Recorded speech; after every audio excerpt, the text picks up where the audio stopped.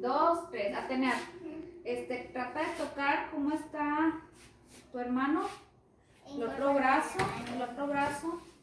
Fíjate bien cómo está. Clarito, sí está listo. A ver, ahora abajo las piernitas, a ver cómo están.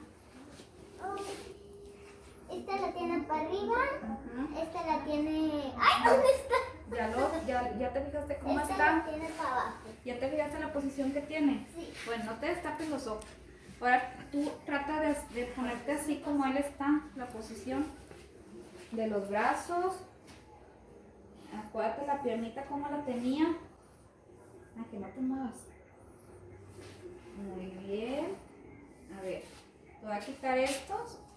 No te muevas, nadie se mueva, los dos no se muevan. Fíjate, ¿sí le pudiste atinar? ¿Cómo ves? ¿Sí, Ángel? ¿Sí se puso como tú? Sí. Muy bien, aplausos. Ya. Derecho y izquierda. Derecha. Alto.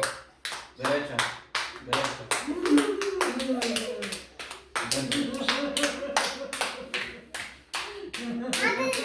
Izquierda.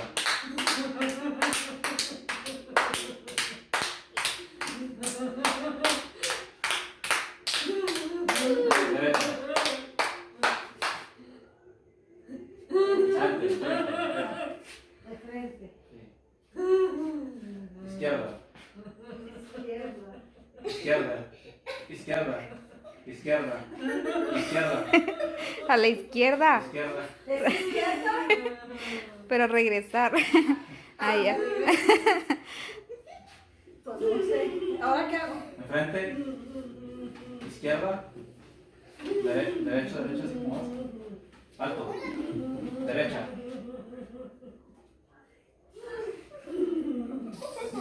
Izquierda. Derecho, como vas. Derecho. A la derecha. Ahora. Derecha, mira.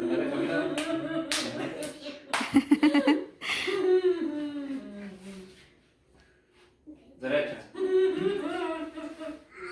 Mira, enfrente. Paso lateral. Izquierda. Derecho, como vas. Adelante. Alto.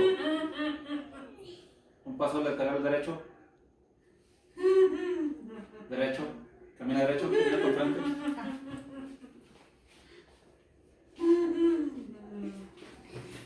Vas bien. Derecho. Derecho. Listo. Aplausos.